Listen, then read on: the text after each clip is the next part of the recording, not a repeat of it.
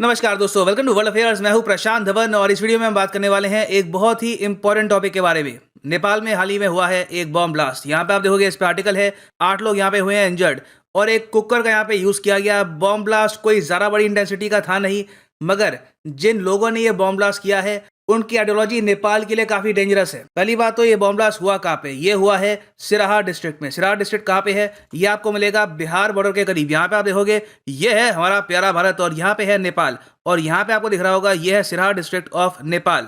और नेपाल में एक्चुअली मैं इन वेरी फ्यू वर्ड्स आपको अगर ये बता पाऊं, पिछले एक साल में कंप्लीट कियोस है। कम्युनिस्ट पार्टी ऑफ नेपाल टूट चुकी है। बहुत ही जल्द यहाँ पर फिर से इलेक्शन होंगे। पार्लियामेंट डिसॉल्व है, सरकार प्रॉपरली काम नहीं कर रही। और इस बीच एक और न्यूज ये भी आ रही है कि नेपाल में यूरेनियम की स्मगलिंग होती है। जी हाँ, जबकि नेपाल में कोई इंस्टीट्यूशन नहीं है, कोई यहाँ पर पावर प्लांट नहीं है जहाँ पर यूरेनियम का यूज हो, मगर फिर भी यहाँ पर यूरेनियम क्या कर रहा था, अनप्रोसेस्ड यूरेनियम, किसी को पता नहीं है।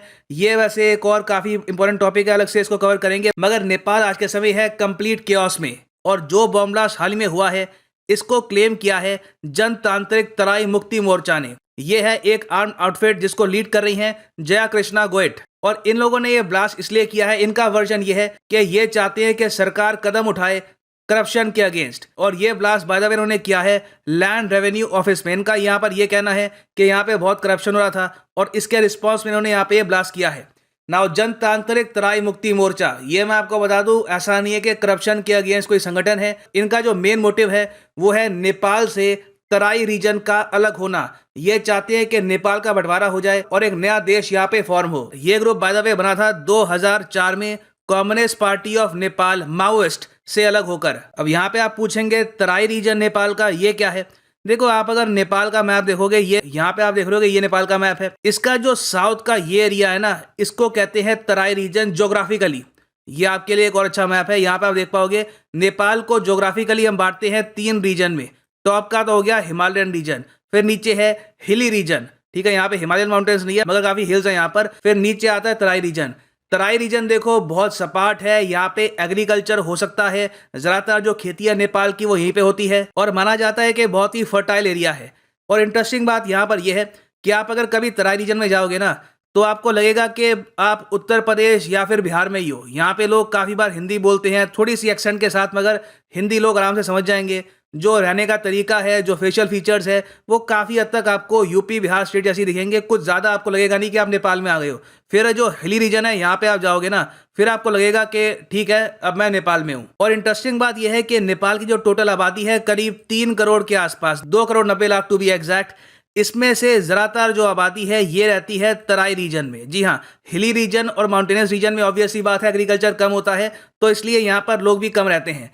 तराई रीजन में आप अगर देखोगे, ये पॉपुलेशन डेंसिटी है नेपाल की।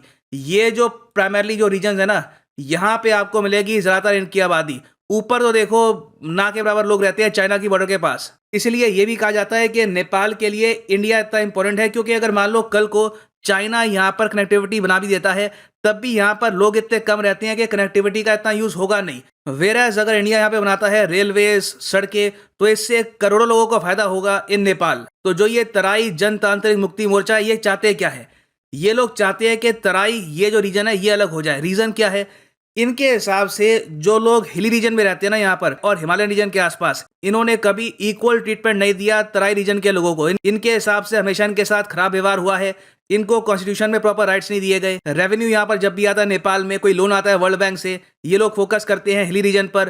तराई रीजन की डेवलपमेंट यहाँ पर बहुत कम हुई है। तो इस वजह से ये यहाँ पे ग्रुप फॉर्म हो गया है और इनके 2 मोटिव है कि कैसे भी करके या तो यहाँ पे ऑटोनॉमी पालें या फिर नेपाल से ये रीजन अलग हो जाए। अब इस रीजन को लेकर नेपाल इतना सेंसिटिव है कि कई बार नेपाल की तरफ से बहुत ही अजीब स्टेटमेंट्स आई हैं रिगार्डिंग तराई और इंडिया। 2015 में नेपाल की जो डेप्यूटी पीएम थी, बहुत ही इंपॉर्टेंट पोस्ट होती है, पीएम के बस एक स्टेप नीचे डेप्यूटी प्राइम मिनिस्टर, इन्होंने ये कह दिया था कि नेपाल अपनी सॉवरेनिटी खो देगा अगर तराई सेपरेट हो गया नेपाल से। और आगे इन्होंने ये भी ऐड कर दिया कि इंडिया के प्लान्स हैं कि तराई को नेपाल से तोड़कर ये भारत में मर्ज कर ले। ये आर्टिकल आपके सामने है द हिंदू का 2015 साल का। ऑब्वियसली जो ये स्टेटमेंट है एक रैंडम स्टेटमेंट थी, इसके पीछे कोई प्रूफ नहीं है, कोई एविडेंस नहीं है कि इंडिया यहाँ पर तराई के ग्रुप्स को सपोर्ट कर रहा है। इवन भारत सरकार ने ओपनली ये कहा है कि हम लोग नहीं मानते कि तराई हमारा रीजन है, तो जिस एरिया को हम क्लेम ही नहीं करते उसको हम कैसे बना देंगे इंडिया का पार्ट। मगर नेपाल में तराई को लेकर मैं कहूँगा बहुत सेंसिटिविटी है। जब भी यहाँ पर कोई बॉम्ब ब्लास्ट होता है, कोई अटैक होता है, इमीडिएटली जो हिली रीजन के लोग हैं वो अलर्ट हो जाते हैं कि इंडिया यहाँ पे कुछ कर रहा है।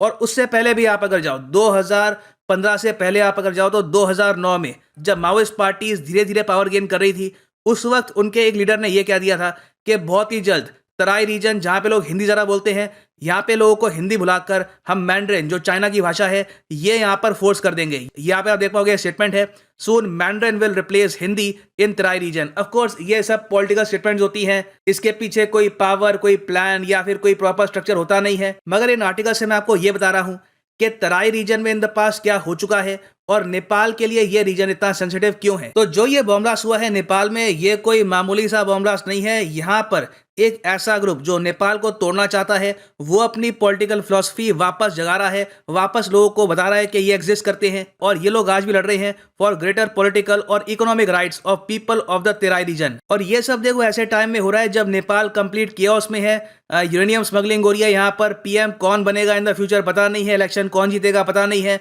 पॉलिटिकल पार्टीज टूट रही है, ओपनली चाइना यहाँ पे इंटरफेरेंस कर रहा है। अब तो कई लोग नेपाल में ये भी कह रहे हैं कि राजा को वापस ले आओ, एटलीस्ट उनका शासन जरा स्टेबल था। तो इसलिए नेपाल की सरकार आज के समय काफी चिंतित होगी जनतांत्रिक तराई मुक्ति मोर्चा को लेकर। और नेपाल के पर्सपेक्टिव से आप अगर देखो तो इनके सामने सिंपल ऑप्शन यही है कि जल्द से जल्द अपना पॉलिटिकल क्राइसिस खत्म करें, ये बात इंश्योर करे कि भविष्य में चाइना इनके इंटरनल पॉलिटिक्स में ज्यादा इंटरफेरेंस ना कर पाए, और साथ ही साथ जो इनका तराई रीजन है यहाँ पर प्रॉपर जॉब्स प्रोवाइड करे, लोगों के लिए डेवलपमेंट करे यहाँ पर। नहीं तो भविष्य में जो ये सेपरेटिस्ट मूवमेंट है तराई रीजन की, ये जरा स्ट्रांग होती रहेगी और इसमें नेपाल शक करेगा इंडिया पर कि इंडिया ये सब कर रहा है, इवन दो इंडिया का कोई स्ट्रेटेजिक इंटरेस्ट है नहीं तराई रीजन में, हमको कुछ मिलने नहीं वाला अगर तराई हमारा पार्ट बन जाएगा। तो ये है एंड इस वीडियो का। Thank you for listening and as always God bless you all.